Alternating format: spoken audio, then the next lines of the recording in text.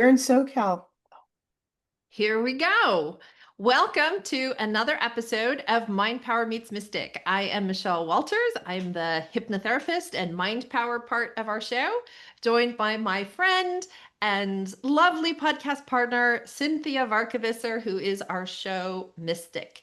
We are continuing on with our chakra series, and we are very excited to have our friend Ingrid Elise on today. Ingrid is your type 2 diabetes, low carb, and keto connoisseur.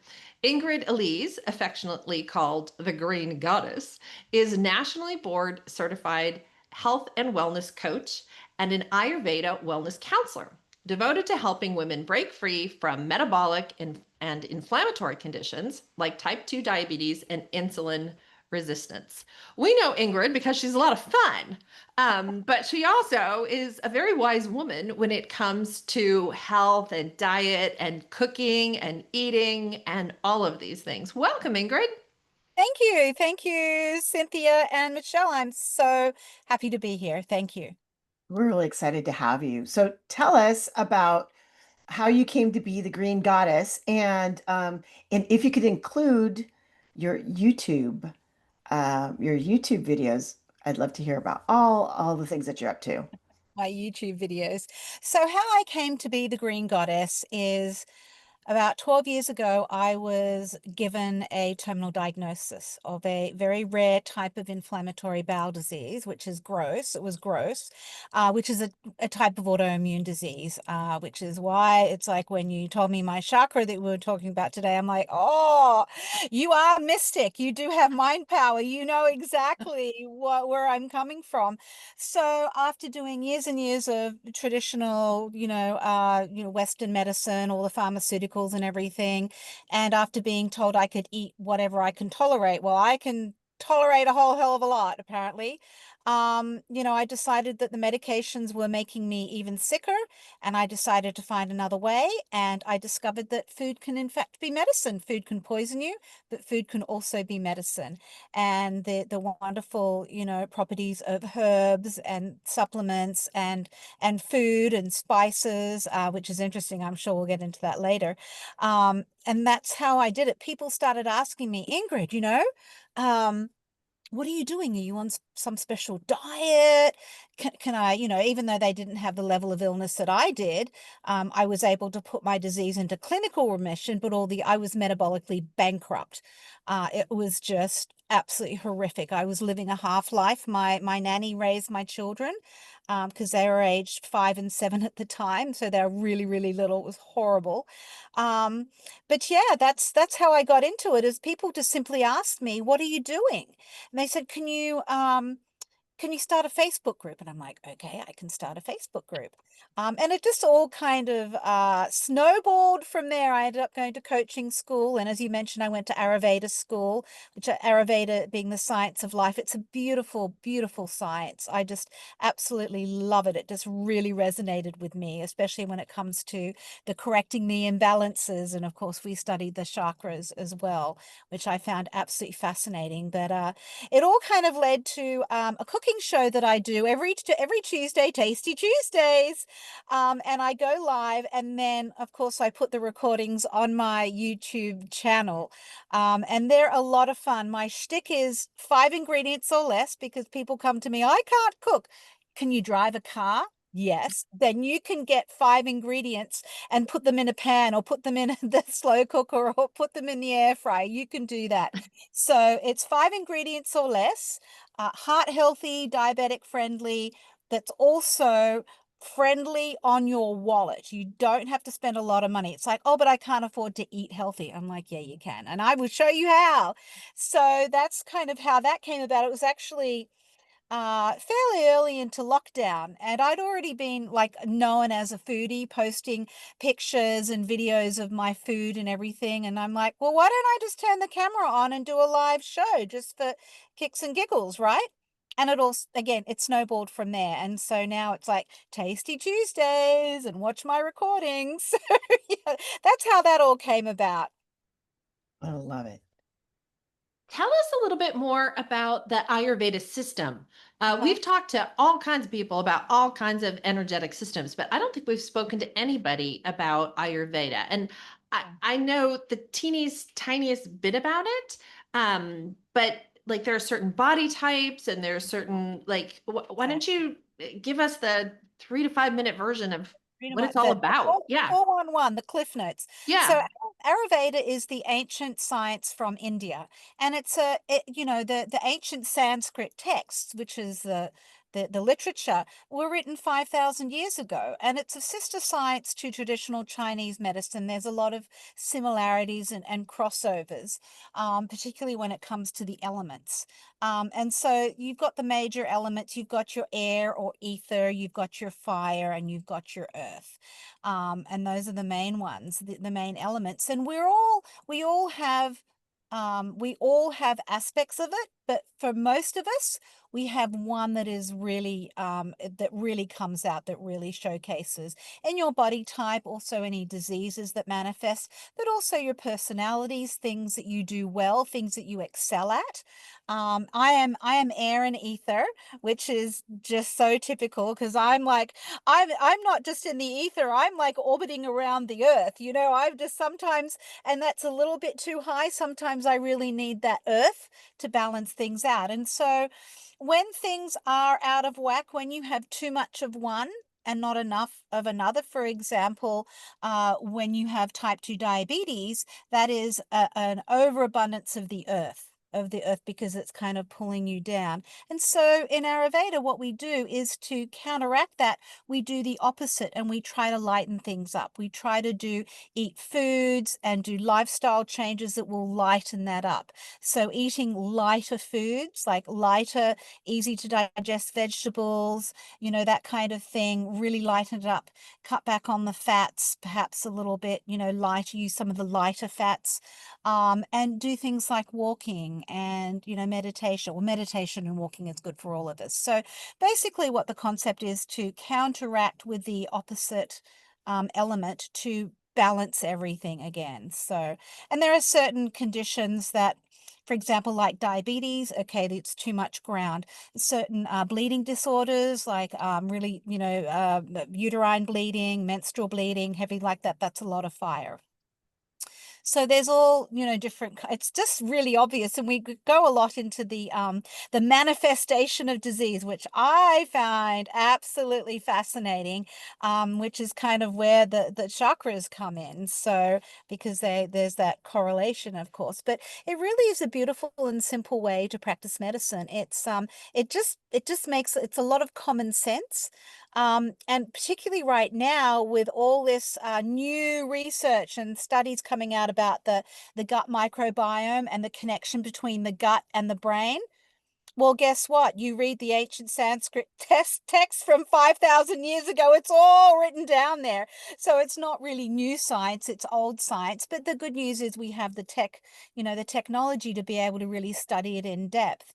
So I just find that really interesting that it's like, yeah, we solved all our science and, medical issues, health issues way back then. And now it's all coming to fruition again, which I find absolutely fascinating. So, yeah, it's a beautiful way to practice science. And Ayurveda means the science of life. And fundamentally, it really just, what it's all about is simply being present. With meditation, I say to beginners to meditation, and I'm sure you can relate to this. Absolutely. It's just simply being present in the moment, just putting all the thoughts out of your head and just breathing and just being, which is fundamental part of Ayurveda. And I'm such a big fan. When I was studying it, I'm like, I know this, this makes perfect sense to me, which was kind of weird. But anyway, there it is. Oh, that Cool. makes sense to me. That really makes sense to me. So I actually have a question about you Sure. choosing Ayurveda because you said it's complementary or it's got a lot of similar aspects as Chinese medicine. Yes. So Ayurveda is new to me because I am more, I know Chinese medicine more Yes. basically through acupuncture, because Yes. it's usually the two. Mhm. And, just talking about family remedies, the old wives' tales and things, because, Mhm. from being Dutch Indonesian, we have Yeah. similar to some of the Chinese stories. So how is it that you chose Ayurveda over the other modalities? The other modalities. Yeah, exactly. And I've been into traditional Chinese medicine for years and years and years. I had a wonderful, brilliant acupuncturist who was hardcore Chinese medicine as well. And I did all the herbs and I did all the supplements and everything. So there's definitely a crossover there with some of the herbs and supplement that both of the cultures use. Um, and so that was a big part of it. But for me, what really struck out was the food. It's like food is medicine. These herbs can be medicine, but they can also be poison if they're not used correctly. Like in Ayurveda, what I really like is, you have a herb or a food and it can heal you if it's prepared in one way, but it can poison you if it's prepared in another way. I'll give rhubarb as an example, right? You can eat the stems, but you can't eat the leaves are poisonous and they need to be cooked. Right. And there's things like almonds. Almonds are very high in oxalates and oxalic acid, which, is like basically ingesting tiny little microscopic pieces of glass, like these crystals, that can cause kidney stones. However, if you soak the almonds, that actually removes a good portion of the oxalates. And so then they're safe to eat. So it's just, I found that whole thing with food because I'm a foodie and I'm really interested in food. And in the end, that's what healed me was food. These medicines that they gave me via infusion every 8 weeks, yes, they helped get me into clinical remission, but you need to get to the root of the problem. And that's what I love about Ayurveda as well as similar to Chinese medicine is you get to the root of the problem. And once you get to the root of the problem and understand that and understand how to balance it out, how to bring those things that are too high back down, and balance them out, then you're on your way to healing. So, and I love that it's they're both very spiritual. They're Hmm. very both very spiritual Yeah. aspect to both of them. And even though I'd had all this connection with traditional Chinese medicine, I it's hard for me to even say what it was. I couldn't put my finger on it other than it just made sense to me. It's like I understood it in every class that I did. I'm like, oh, I know this, I know this. I mean, some of the herbs and everything I found a little bit tricky, but at the level one, the wellness counselor certification that I received, it really is all about prevention. It's about prevention of disease. It's about, and that's what I do is if we can get someone with pre-diabetes and stop them from getting full-blown disease, that's always better. And what we like to say in Ayurveda is an ounce of prevention is worth a pound of cure, Right. which Right. Yeah. makes a Very whole nice. lot of sense. So really it's Yeah. all about prevention, about getting to the root of the problem. And I think that's something that both of those cultures really highlight. Yes. Well, and I was very delighted. Ingrid was able to come to my class earlier this week on Yes. SOS Stop Overeating Sugar. And we were reflecting on, just how much bad food or not even food Not food. is for sale at the grocery stores in the United States these days. It's I horrific. mean, It's you've horrific. got It's your produce, right? You've got your meats, and you've got a Mhm. few things that you might want to purchase as opposed to make. Like I'm not a person who's going to make her own pasta, as an example. No. But there's so much in that store that is horrible for you. And Yeah. some of it is over sugared, right? And that's Yes. kind of where Yes. my Yeah. class is coming from. Corn But syrup and all those other, yeah. yeah, yeah. And until we can reshape and remodel the American grocery store, which I'm hopeful will happen at some point. Good luck with that. Yeah, well, okay, I'm an optimist. I can have a Some of very them, long range some of view. them, yeah, some of them are But we better have to learn how to inhabit today, right? We have to learn how are you going to get through the fact that there's so much junk at the store and put the right things in the basket. And I think for many people, learn how to cook. I think your show is just inspiring, Ingrid. The number of people who know how to cook is diminishing, which is another problem, right? But it's just so important, this work you're doing, Ingrid. Could you share a success story of, we've heard a little bit about your success story, but Yeah. what about a success story of one of your clients? So this is going way back to just before COVID, and I'd been working with this woman who was really quite desperate to lower her triglycerides before her doctor threatened to put her on, medication if she didn't lower her triglycerides, because those ones are the red flags. If they get too high, you want to do something about that. And so I worked with her, and she went on the low carbohydrate, low sugar, protocol, which is just eat real food, just eat food as close to how it comes out of the earth as possible. We really focused on that. She ended up losing about 20 pounds, and her triglycerides were actually lowered and within a normal range again. Then along comes COVID, Mm. and she got COVID and she was quite ill. However, because this was really in the early stages before we really knew anything about COVID and before there were any really, any really valid treatments for it.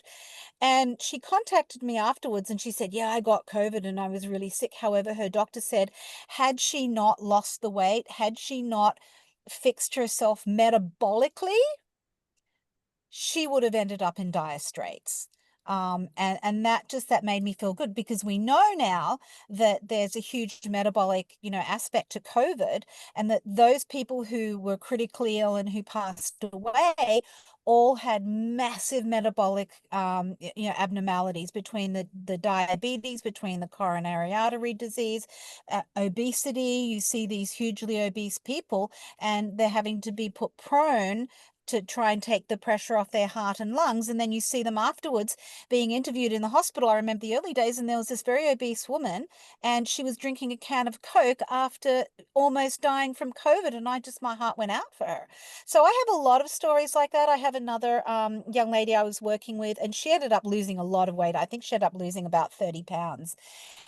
And she went from looking really quite ill and very inflamed and very bloated to now she looks like she could be on the cover of a magazine. Her transformation has been Wow. unbelievable. I remember, yeah, when she started working with me, she said, but I have to have my bagel in the morning. And I said, okay, well, would you be willing to consider having half a bagel? She said, yeah, but I've got the whole package here. Like, what am I going to do with it? And I said, well, what do you think you should do with it? She said, well, I could put it in the freezer. Now, 3 years later, that bag of bagels is still in her freezer. She's left it there as a reminder. I think she maybe got through a few, because after about 2 weeks, she's like, yeah, you know what? I don't feel so good on those bagels anymore. And she just was able to put them behind her, and she has maintained, and she looks absolutely stunning, and she has energy. She was taking care of her elderly grandmother, and she had the energy to do that, and she volunteers in the community. And she is just go, go, go, go, go. But she didn't have that level of energy before. So it's fixing that the root of what's it, metabolic, imbalances. I love that story. Let's talk about it through the chakra system, shall we? Because that's always a Yes. So we're talking about the third chakra, which is the Yes. solar plexus, and it has to do with personal power. But it makes so much sense because it's right there where the digestion system is. Yes. And then we're talking about diabetes. And so I will make a confession. I am diabetic. I am right at the line. So if I were to talk to one doctor, they'd say I'm diabetic, and one would say I'm not. And so I sit in this lovely little space of, I get to choose of Not. where I am, right? So Yeah. that's the first thing. But when I think about diabetes and my family has it, and historically it's run through my family.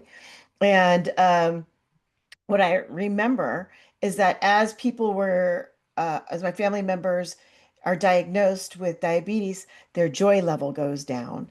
Their propensity for happiness is not as common. You know what I mean? Oh, There's a wearing down, and I know that that is tied into food, and it's also tied into the chakra system. So let's talk about, what's really happening energetically with food and energy, and let's yeah. help these people and me help my family Yeah. and the greater community out. Is that all right? Oh, absolutely. Fire away. So Oh, let's you want talk me to about. go? Okay. So, Yeah. So I yeah. mean, you have clients that are pre-diabetic or diabetic. Have you Yes. seen Yeah. the emotional shifts? You just talked about the energetic shifts, but and then because of the Ayurveda, you know how it's hitting the chakras. So this is like a wonderful, we could talk about this for hours. So Oh I'm yeah, just I could talk dropping about something it in all day. there. Yeah. Yeah, Just dropping something in there and you get to take it wherever you want. right. Well, we all know now that there is a huge connection between the gut and the brain, and that, the majority of our immune system is actually held in the gut, right? And with the gut-brain connection, and when you get really severely diabetic, we now know there's type 3 diabetes, which is getting into insulin resistance and inflammation in the brain, which causes the loss of memory and the Alzheimer's and the dementia, those kind of issues, which is very depressing. And when your gut microbiome is really out of whack, when you're destroying it with chemicals that are in our food, like glyphosate, if you're eating industrial farmed grains, when you're overloaded on sugar and you've got so many of those bad bacteria, we're carrying around several pounds worth of bacteria inside and on our bodies, which is phenomenal when you think about what's going on the inside of our bodies on a microscopic level. I kind of nerd out and geek out on that. But yeah, of course, when it affects our digestion, it's going to affect our mood. When we're carrying extra weight, when we have headaches and brain fog, when our joints hurt, when we just can't make a fist because we're so inflamed in our joints, when we're sluggish because we're eating food that spikes our blood sugar, and then we come crashing down. So you go from one extreme to the other. And of course, if you eat a high sugar, high carbohydrate meal, 2 hours later, you're going to need a nap. And it's just, of course, it's going to be depressed. Of course, I was massively depressed when I hit 200 pounds, and I'm 5'3", right? I hit 200 pounds with metabolic dysfunction, and all the medications I was on. I was so depressed I couldn't get out of bed, and everything was here in my guts. My intestines were so ill. I mean, they thought that they might have to send in the colorectal surgeon. It was that bad to remove that, and that would have just been horrific. Yeah, it was horrific. I couldn't eat, I couldn't drink. I was on a liquid diet for about 3, 4 months, and then I could only eat very small amounts of food. It was really dire. So I absolutely can relate to that third chakra, and also in terms of the way I looked at myself and the way I felt about myself. I looked in the mirror and thought, you're a terrible person. I just don't like this person. I don't love this person. So, it's like that spiritual and emotional, weight of, you look in the mirror and you feel heavy. It's like you look in the mirror and you feel disgust and shame. But there is actually a physiological, link to that within the gut and the gut microbiome, because if you cannot get to the root of that, all of your other systems are going to be out of whack too. Particularly with depression. I mean, depression is just so, it's on the rise in a frightening way, and our children are not okay. Our children are getting depression. I mean, my daughter had terrible depression. She's overcome it now, but she spent, the last of her teenage years dealing with terrible depression and anxiety, and she eats a lot of sugar. And I was like, she's an adult now. She's going to do what she's going to do. But I really see it every day. I see the mood shift in my clients once they start, filling their plate with the organic, real food, and slowly starting to get rid of the industrial farm grains and the highly processed, high carb, high chemical laden foods. I see that shift. And in some of my clients, I see it within even a couple of weeks. I just started working with a new woman just this week. And, I had her intake 2 weeks ago. She's already down 6 pounds. Her mood is already better. She's feeling that empowerment already because she feels like she's in control now, whereas before she wasn't. And a lot of that power is from knowledge. And that's what I love to teach about food, the simplicity of food, but also understanding how to read a label and understanding what's in your food and understanding how this is going to affect you physically, mentally, emotionally, spiritually. So yes, I do see massive, massive improvements in mindset and just ability to go out there and live life to its fullest, because I was not. I was dead inside, and it's just my guts were so messed up. It just affected everything. It was just a really horrific time in my life, but I'm also glad that I went through it, Cynthia. That sounds weird, But, at the time I was thinking, why me, why me, why me? And then now I realize, as people start to come to me more and more, can you help me? I'm like, okay, there's a purpose to everything. I can take this, I can really pivot, and I can reframe those thoughts and go, okay, now I can use what happened to me for good, for positivity in this world. So yeah, I do see massive shifts, and I did it myself. So I feel if I can do it myself, then I almost have a responsibility now to help others with that, to teach others these same tools and these same protocols and strategies. No, I agree. I believe that that that you had to go through it. You really did have to go through it so that you have that compassionate side and teach from a place that's incredibly wise. So so thank you for that. And thank you for all that information. I have one more question to ask, and Right. that is, what have you got coming up?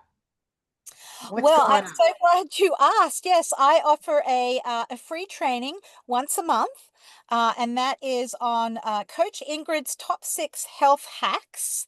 The really important places to start. We're starting from ground zero, all basic things I talk about, like sleep and nutrition and meditation, things like that. So we kind of go into a little bit of that. There's also another training that I offer once a month, which is, how much sugar are you eating? I think you can relate to that one, Michelle. How much sugar are you really eating? And it's a big lesson in how to read labels, because that's my thing. At every opportunity, I try to show people how to read a label, how to read ingredients, so you understand what you're eating. Go ahead and buy it and put it in your body, but at least you're making a mindful, conscious choice to do that. And that's none of my business. So I have that. I also just had a book that just got published, which is yeah, I know. I'm really excited. It's a compilation book from, I think there's 7 or 8 authors in the book. It's Wise Women Wisdom, which is very exciting. And it talks about transformation, about how we've all been on this journey. And mine specifically talks to turning 50. My chapter is titled Life is Fab After 50. And that was kind of leading up to the end of my disease and how I recovered from that. And turning the page on this new chapter, turning 50, having adult children, having put all that trauma and everything behind me, and just giving myself license to go, guess what? I can do whatever the hell I like now, because I can, because all those responsibilities of raising children and everything. And it went from just absolute trauma to now I'm just the happiest, healthiest that I've ever been. And I'm out there living the best life. So that book just came out. Um, and then I have a group program starting up in the fall to get us through the holidays and the new year. So that's a small group program where there's going to be trainings every week. It's kind of like a little mini mastermind for nutrition and lifestyle and health. Mhm. Thank you so much, Ingrid. We just adore spending time with you. And it was so fun to have you today as our guest on Mind Power Meets Thank you. Mystic. If Thank you you. like this show, if you want to hear from more great people, fun people like Ingrid, learn more about the chakras, learn more about mystic intuition things, learn more about mind power things, please give us a follow, give us a like, write us a review, and we would love to see you again on another week of Mind Power Meets Mystic. Signing off. Thanks. Bye bye. Bye.